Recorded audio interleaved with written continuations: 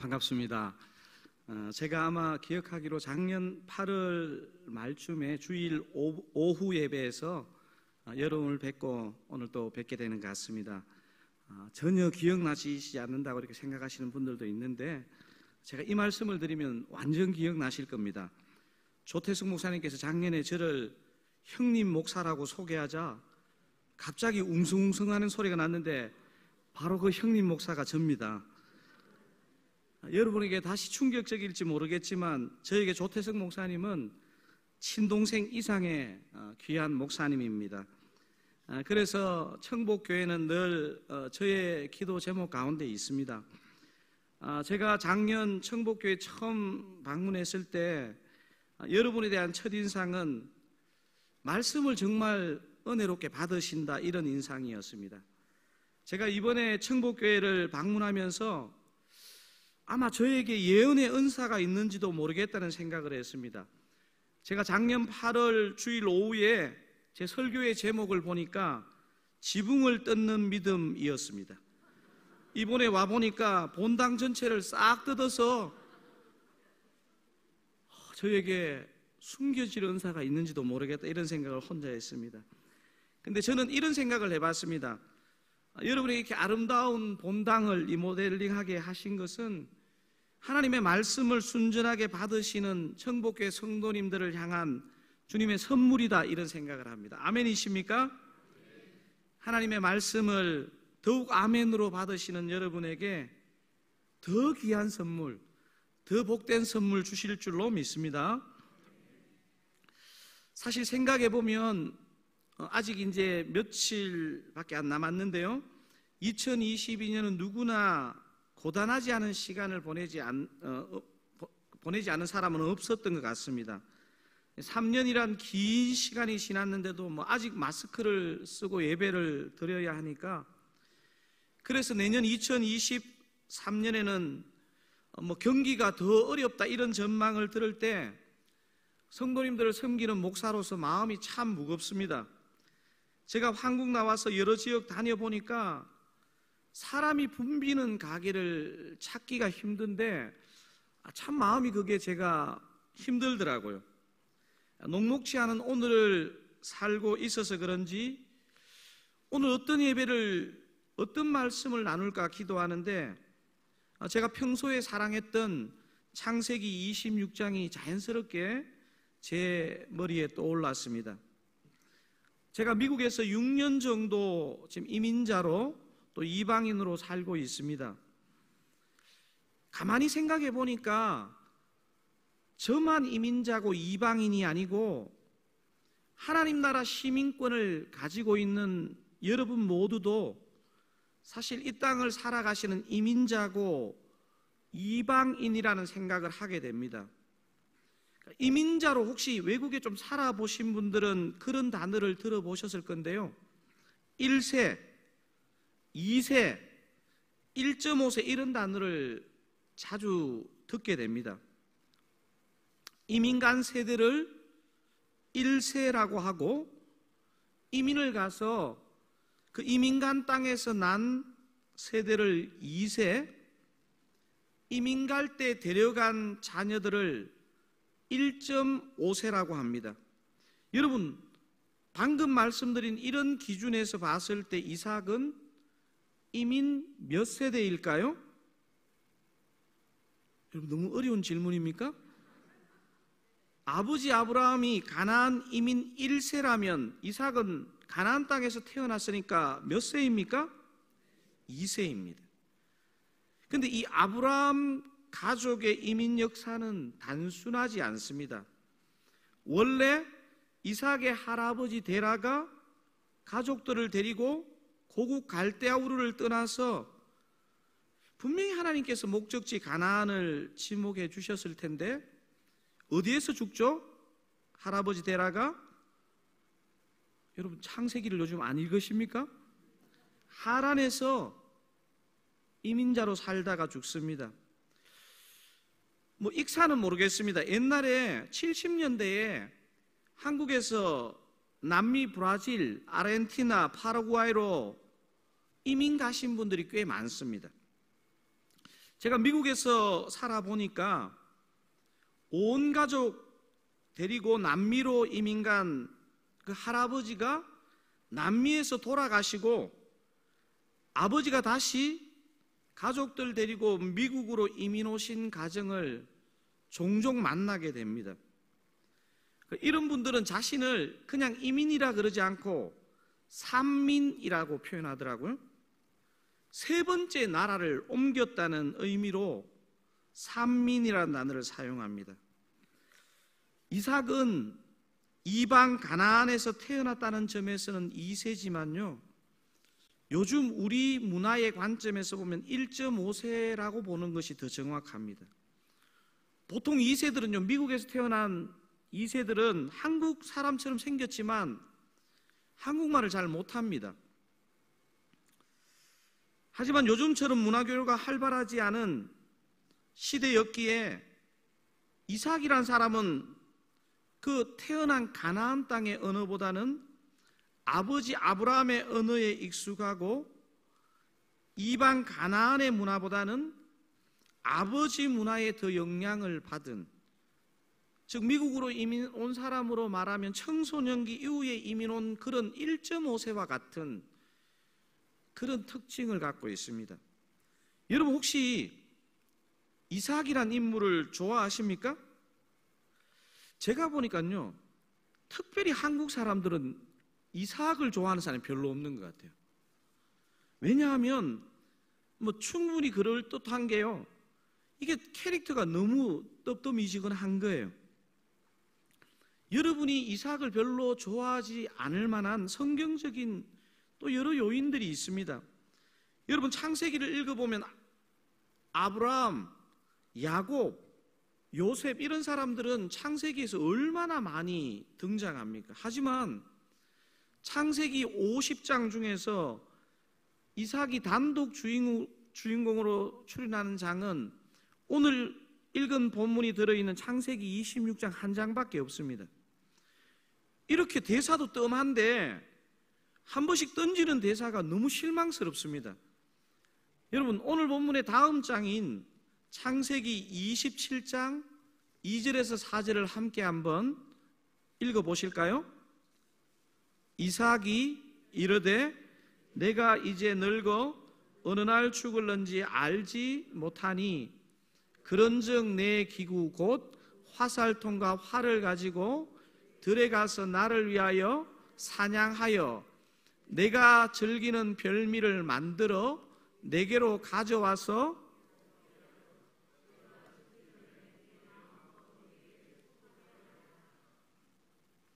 여러분 자녀의 미래를 축복해야 하는 이 중요한 순간에 웬 고기 타령입니까? 이삭을 다룬 짧은 부분의 실망스러운 부분은 여기만이 아니고 오늘 여러분이 저와 함께 읽으셨던 이 본문의 앞문맥에 해당되는 창세기 26장 1절 11절을 읽어보시면 더욱 그렇습니다. 아버지 아브라함의 정말 뼈아픈 그 잘못을 너무 똑같이 반복합니다. 흉년이 들어 약속의 땅을 떠납니다. 아내를 누구라고 속입니까? 누이라고 속입니다. 오늘 본문도 읽어보면 언뜻 읽어보면요, 자기 우물을 자기 우물이라고 주장도 못하고 계속 옮겨 다니는 모습을 보게 됩니다. 여기 계신 많은 사랑하는 아내 동지 여러분, 남편이 밖에 가서 이렇게 다 양보하고 들어오면 아이고 너무 잘했어 이런 마음이 드시겠습니까? 여러분 여기까지 동의하셨으면 오늘 핵심 메시지를 앞으로 이삭처럼 살지 말자 이렇게 깔끔하게 마무리하고 예배 마치실까요? 여러분이 갑자기 성령 충만한 얼굴을 보이시면서 창세기 26장을 제대로 묵상하는데 제가 이삭에 대한 오해가 확 풀리는 게 있잖아요. 사람은 이렇게 공감이 일어나면 이해가 되기 시작하거든요.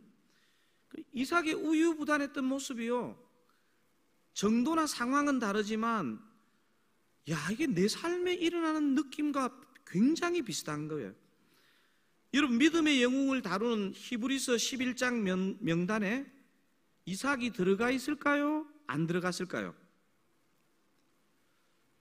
여러분 표정이 내가 요즘 히브리스만 안 읽고 있는데 다른 데는 다 읽고 있는데 물어봐도 되는데.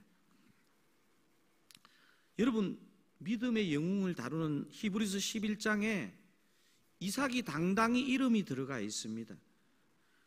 저는 오늘 본문을 통해서 세 가지 질문을 던지고 그것에 대한 답을 하는 형식으로 오늘 말씀을 풀어가 보려고 합니다. 자, 저녁 드시고 많이 졸리시죠? 이게 지금 보니까 본당이요, 여러분 찬양하실 때 굉장히 뜨겁게 하시던데 여러분 눈 표정을 보니까 지금 굉장히 졸리신 것 같아요.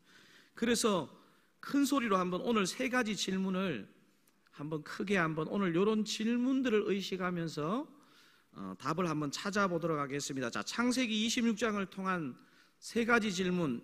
1 하면 여러분 크게 질문합니다. 1.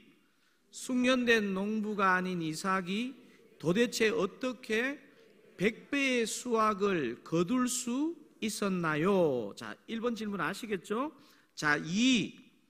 성도는 항상 양보하고 살아야 하나요? 자, 2번 질문도 아시겠죠? 별로 어렵지 않죠? 3. 브엘세바로 가지 않고 르호봇에 그냥 살면 믿음이 없는 건가요? 여러분 오늘 본문에서 등장하는 지명 중에 하나가 최고 마지막에 등장하는 지명이 브엘세바이고 고전에 등장하는 지명이 르호봇입니다. 자, 여기 세 가지 질문을 가지고 오늘 말씀을 다룰 텐데요. 오늘 첫 번째 질문이 뭐였죠? 사랑합니다. 첫 번째 질문 다시 한번 읽어볼까요? 자막으로 떴나요? 한번 띄워주시겠습니까? 숙련된 농부가 아닌 이삭이 도대체 어떻게 100배의 수확을 거둘 수 있었나요?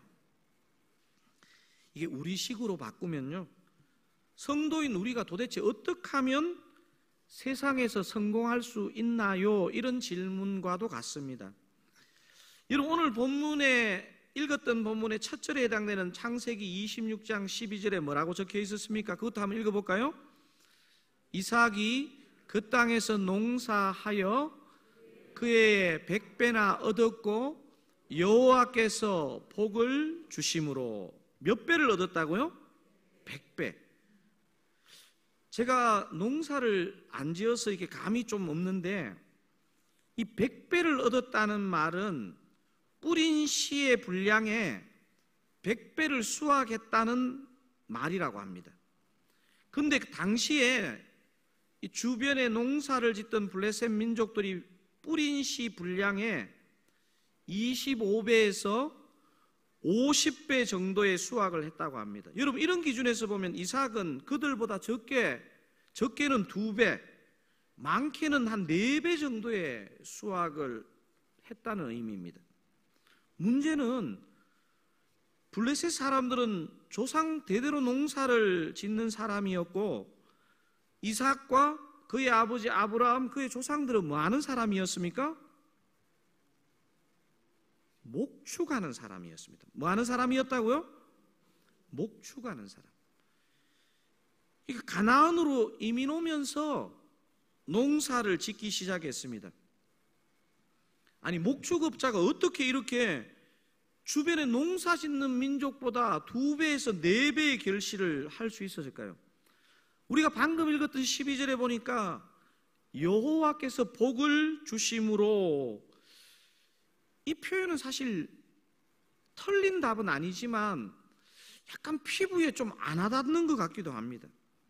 여러분 근데 오늘 본문의 앞문맥을 읽어보시면요, 농사도 안 짓던 이 이삭이 어떻게 이렇게 큰 결실을 얻을 수 있는지에 분명한 메시지가 그 안에 들어있습니다. 여러분 26장 1절 2절을 먼저 한번 읽어보겠습니다. 아브라함 때에 첫 흉년이 들었더니 그 땅에 또 흉년이 들매 이삭이 그랄로 가서 블레셋 왕 아비멜렉에게 이르렀더니 여호와께서 이삭에게 나타나 이르시되 애굽으로 내려가지 말고 내가 내게 지시하는 땅에 거주하라. 지금 어떤 상황인지 이해되시죠? 지금 아버지 아브라함의 어리석음과 실패를 그대로 반복하며 시작하고 있습니다. 그런데요, 이삭에게 아버지 아브라함과 다른 점이 있습니다. 여러분 6절에 그것이 이렇게 표현되어 있습니다. 제가 한번 읽어보겠습니다. 6절, 이삭이 그랄에 거주하였더니, 어떻게 적혀 있습니까?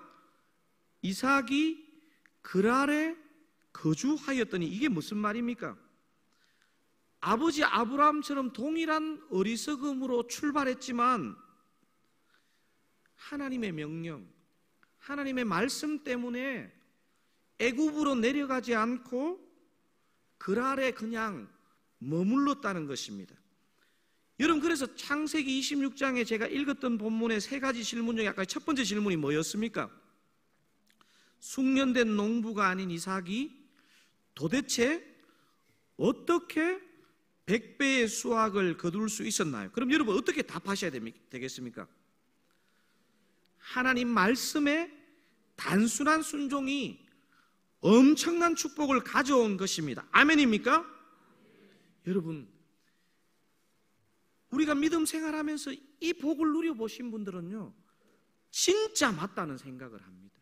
우리의 성실함, 우리의 어떤 계산 필요하지만요, 하나님 말씀에 순종하는 것, 요걸 딱 따를 때요, 진짜 우리가 생각한 것 이상의 축복이 오는 줄로 믿습니다. 이삭의 종들이 가나안 농사 기술도 잘 배웠을 수 있고요, 또 오히려 잘 모르니까 더 정성 들여서 농사를 지었을 수 있습니다. 하지만요, 창세기 26장 기자는요, 저와 여러분에게 분명하게 말합니다. 이삭이 축복받은 것은 아버지 아브라함처럼 어리석음으로 출발했지만 하나님 말씀에 순종했기 때문에 이 축복이 왔다. 사랑하는 청복교회 성도님 여러분, 고단한 한 해를 마무리하시면서 하나님 말씀 앞에 서시는 여러분 다 되시기를 주님의 이름으로 축원드립니다. 여러분, 내년을 생각하면 불경기래요. 어떻게 하면 올해보다 더 힘들대요. 어떻게 2023년을 준비해야 될까요? 하나님 말씀에 귀 기울이는 사람에게 하나님의 복의 문을 열어주실 줄로 믿습니다. 자, 두 번째 질문이 뭐였습니까? 사랑합니다. 두 번째 질문 자막으로 준비했습니다. 성도는 항상 양보하고 살아야 하나요? 여러분 마음속으로 한번 대답해 보세요. 성도는 항상 양보하고 살아야 합니까? 여러분 오늘 본문을 묵상해 보시면요, 이삭에게 실망하는 이유가 뭐냐면요, 바보처럼 3번이나 자기 우물을 파고도 쫓겨나는 그런 모습을 보여주고 있습니다. 여러분 오늘 본문에 나오는 그 마을 이름마다 이삭의 아픔이 새겨져 있습니다. 여러분 성경 읽다 관주를 보시면요, 에색이란 이름에는 어떤 의미가 있느냐 하면요, 다툼이라는 의미가 있습니다. 여러분 보니까 성경 암송대 여러분 국제대 우승했는 교회던데요, 아닙니까? 신나 무슨 뜻이죠? 신나? 기름 붓는 신나 아닙니다. 뭐죠? 대적함이란 의미입니다. 여러분 이게 얼마나 아픈 지명입니까? 다툼, 대적함. 이삭이 정말 아무런 권리 주장도 안 하고 떠났을까요? 여러분 18절을 한번 읽어보시면요, 이삭이 우물을 파고 그 아버지 아브라함이 부르던 이름을 불렀다는 권리 주장하는 내용이 나옵니다. 그런데 이삭의 권리 주장이 쉽지 않았을 것이라는 생각이 저는 이민 생활을 하면서 많이 이해되더라고요. 한 두 가지 정도를 생각해 볼 수 있는데요, 첫 번째는 그랄의 민족의 그랄 민족의 언어로 이삭이 과연 자기의 어떤 답답한 억울함을, 권리 주장을 충분히 할 수 있었을까? 쉽지 않을 거예요. 여러분 미국 가가지고 여러분 혹시 미국 여행 가보신 분은 아시겠지만 철저하게 주문할 거 준비해가지고 딱 얘기해가지고 딱 하면 미국 사람이 딱 어떠지 않으면 What?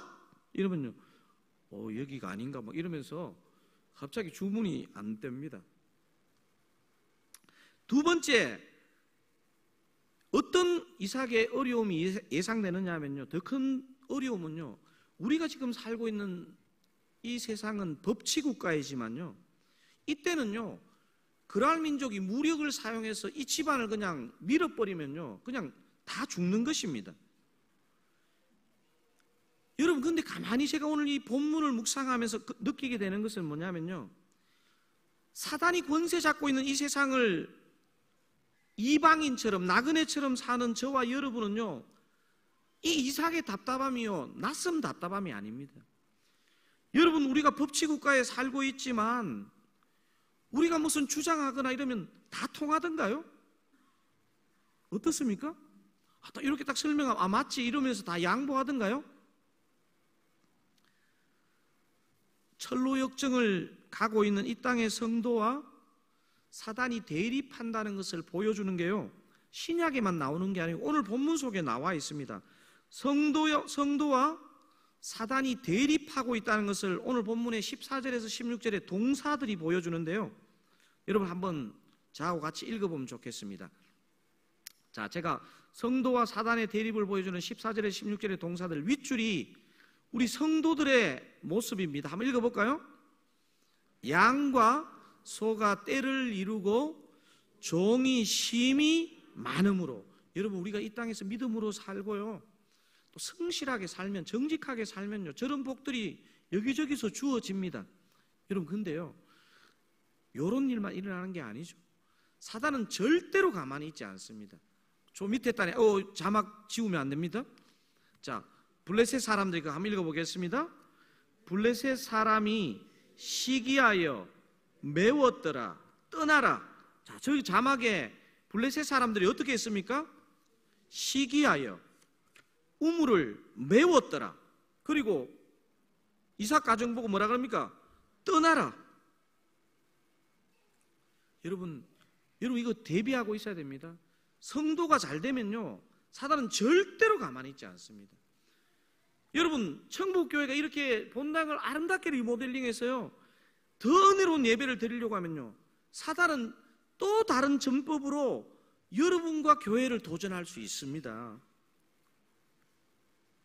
온 성도님들이 마음을 모아 본당을 이렇게 아름답게 리모델링 했다고, 오늘 발음이 제가 왜 이렇게 꼬이죠 이렇게? 이제 천국교회는 안 되겠다, 다른 교회 좀 알아봐야 되겠다, 이렇게 사단이 얘기하지 않고요 더 집요하게. 여러분, 우리 개인도 신앙생활을 진짜 제대로 해보려고 하면요 사단이 좋아, 내가 좀 손을 봐주지 막 이럽니다. 자, 두 번째 질문에 대한 본문에 나오는 이삭의 태도가 보여주는 정답이 있는데요, 이거 이렇게 정리해 봤습니다. 자, 이번 질문 제가 한번 던져볼 테니까 여러분이 답을 한번 해보십시오. 성도는 항상 양보하고 살아야 하나요? 성도는 양보하더라도 주저앉지 않고 전진해야 하는 존재입니다. 성도는 어떻게 하라고요?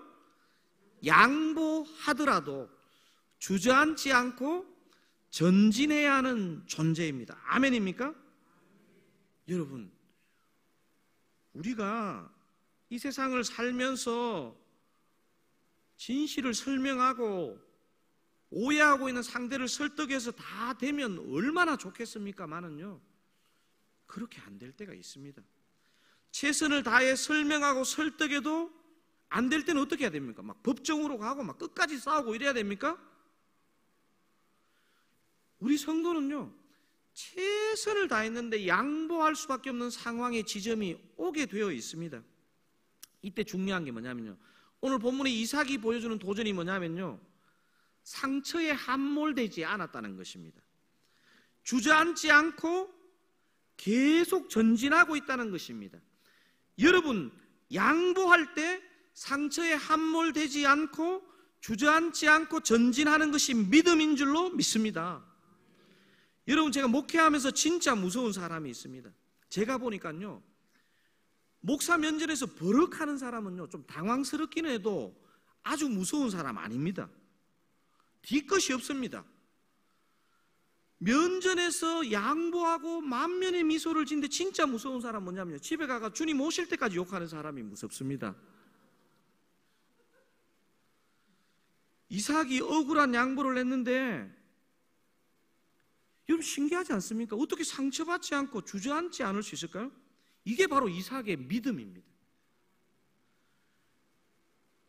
이삭은 기질적으로 봐서요, 아버지나 아들보다 훨씬 내성적인 기질을 가진 사람입니다.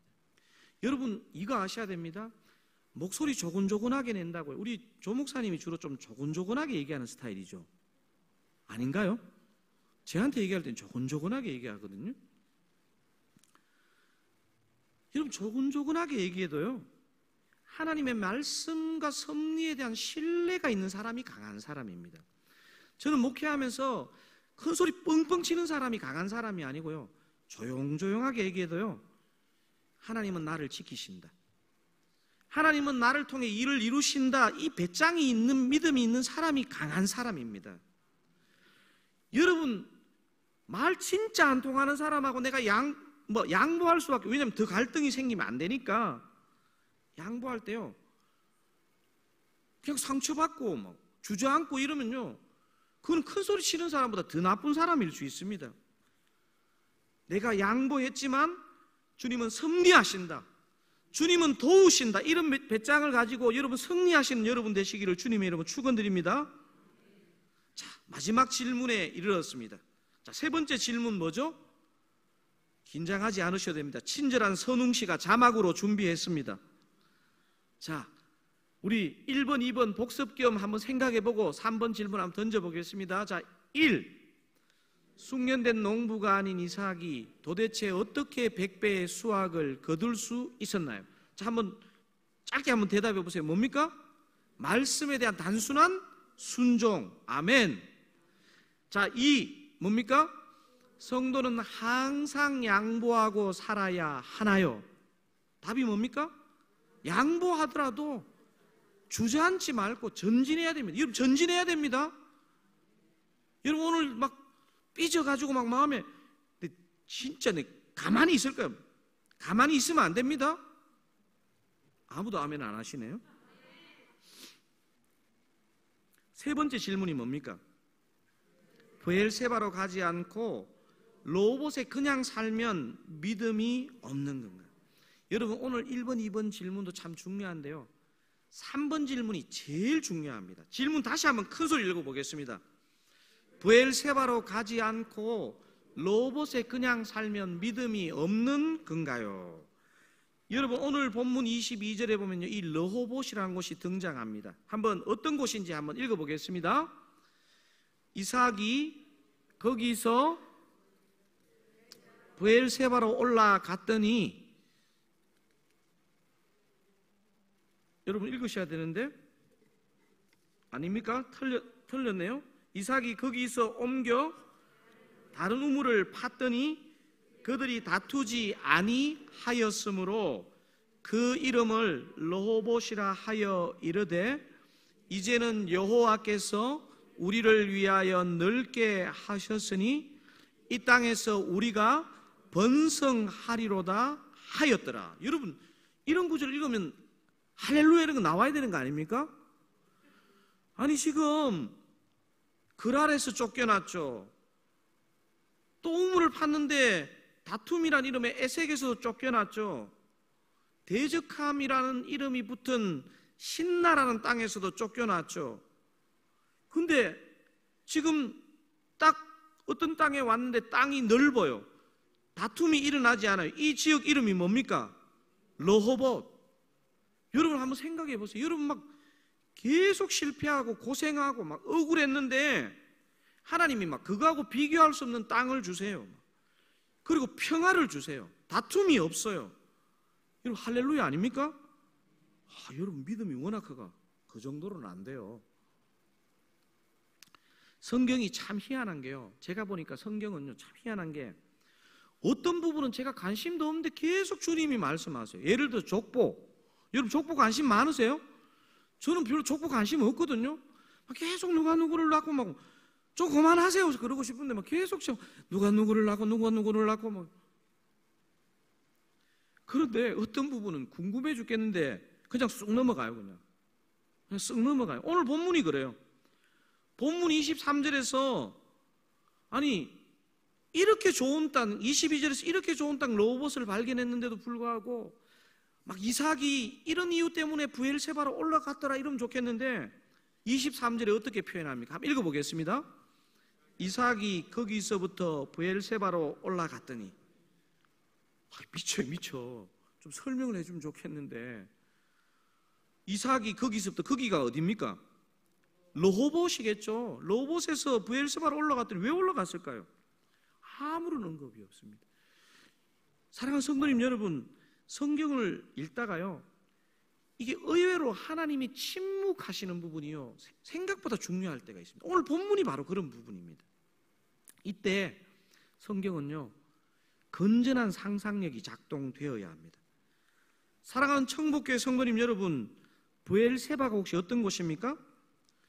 여러분 창세기 21장을 읽어보시면요, 아버지 아브라함이 아비멜렉과 언약을 맺고 그 내용에 보면 여호와 하나님의 이름을 부르며 뜨겁게 예배했다는 기록이 나오는데 바로 그곳이 뭡니까?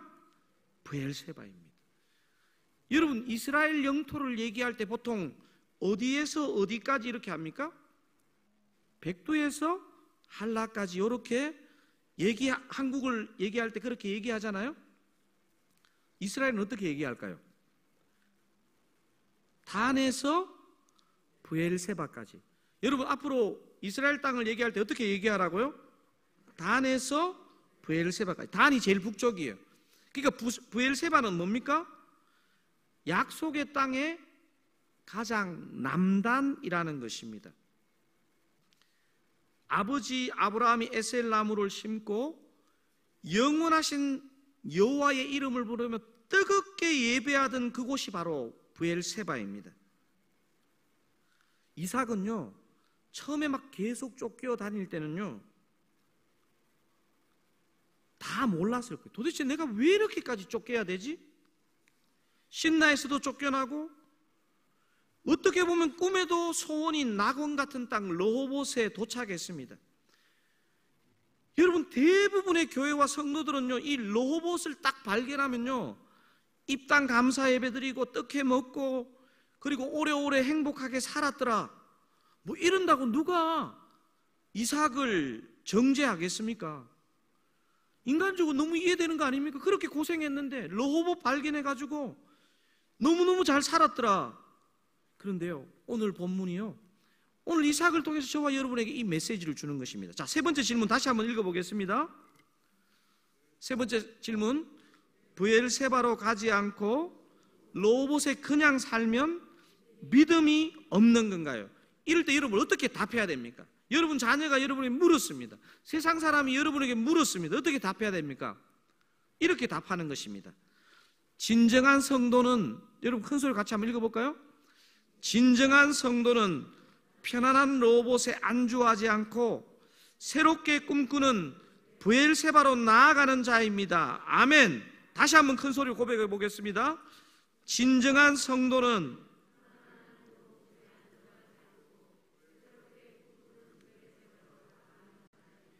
여러분 진짜 아멘입니까? 사랑하는 청복교회 성도님 여러분, 여러분의 교회와 여러분의 삶은 지금 어디를 지나고 계십니까? 혹시 에색을 지나십니까? 너무너무 힘든 신나를 지나고 계십니까? 아니면 이미 오래전에 우리 가족은 참 많이 축복해 주셔서 르호봇에 도착해 계십니까? 목사로서요, 여러분 중에 한 분도 예외 없이 얼른 에색과 신나를 지나서 르호봇을 경험하시기를 주님의 이름으로 축원드립니다. 여러분 제가 여러분의 개인의 삶은 몰라도 제 청복교회를 보니까 최소한 에색과 신나는 지난 것 같아요. 맞죠? 맞죠? 그죠? 이미 르호봇에 도착한 것으로 보입니다. 여러분 이렇게 아름답게 리모델링한 본당을 가진 교회가 별로 없습니다. 여러분 안 믿으시네. 제가 와보고 정말 너무 놀랐습니다. 이렇게 큰 TV에 이게 또 평면이 아니고 곡선으로 되어 있어요. 미국에도 이런 화면 잘 없습니다. 진짜 안 믿으시네요. 여러분, 제가 볼 때 천국교회는요 진짜 로봇을 지나고 있습니다. 하지만요, 이게 진짜 믿음이 우리 안에 들어오면요, 저와 여러분 절대로 편안한 그냥 그 로봇에 안주할 수 없는 존재라는 것을 깨닫게 되는 것입니다. 우리가 이렇게 넓고 깔끔한 본당도 너무 감사하지만요, 이 로봇과 같은 본당을 사용해서 여러분은 부엘세바로 나가는 꿈을 가지는 존재인 줄로 믿습니다. 여러분, 팬데믹 3년을 지나면 이 세대가 얼마나 혼란하고 혼미합니까? 여러분, 저희 집은 3남매인데요, 저희 아들 둘이는 지금 미군을 가서 미군 생활하고 있습니다. 근데 제가 아버지로서요 진짜 진심으로요, 제가 목회도 잘하고 싶지만요, 우리 세 아이가 진짜 어디를 가 있든지 예배하는 아이들이 되는 게 제 꿈입니다. 사실은 이게 팬데믹 3년을 지나니까요, 여러분 그렇잖아요, 어른들도요 이게 내가 예배를 드리는 건지 안 드리는 건지, 어떤 때는 침대에 누워서 예배를 드렸다가 어떤 때는 파자마를 입고 예배를 드리고 커피 한잔 하면서 예배를 드리고, 우리 애들이 지금 막 내가 어디서 얘가 예배를 드리는지 모르겠습니다. 여러분, 이 시대는요 영적으로 얼마나 혼미한지 모릅니다. 제가 볼 때 수요 예배 이 본당에서 예배 드리시는 분들은요 그래도 중심이 꽉 잡힌 분들인데요, 여러분 객지에 나가 있는 자녀들, 손주들, 우리의 다음 세대가요 이게 예배를 드리고 있는지 안 드리고 있는지 분간하기가 힘듭니다. 여러분, 저는 이렇게 믿습니다. 천국교회가 이렇게 주님께서 좋은 리모델링한 본당을 주셨다면 저와 여러분이 진짜 예배자가 되어야 됩니다. 아멘입니까? 근데 거기에 만족하지 않고 우리의 다음 세대가 진짜 우리보다 더 뜨겁게 주님을 예배하는 세대가 될 수 있도록 여러분 부엘세바의 꿈을 꾸셔야 하는 것입니다. 아멘입니까? 여러분, 이 좋은 공간에서 더 뜨겁게 주님을 예배하시는 여러분 되시기를 바랍니다. 그거에 만족하지 마시고 여러분의 자녀들, 우리의 다음 세대가 진짜 우리보다 더 뜨겁게 하나님을 예배하며 정말 주님께 돌아오지 않는 이 세대를 향해서 꿈을 꾸는 그런 천국교회 될 수 있도록, 또 그렇게 주님께서 축복해 주시는 교회 될 수 있도록 주님의 이름으로 축원드립니다.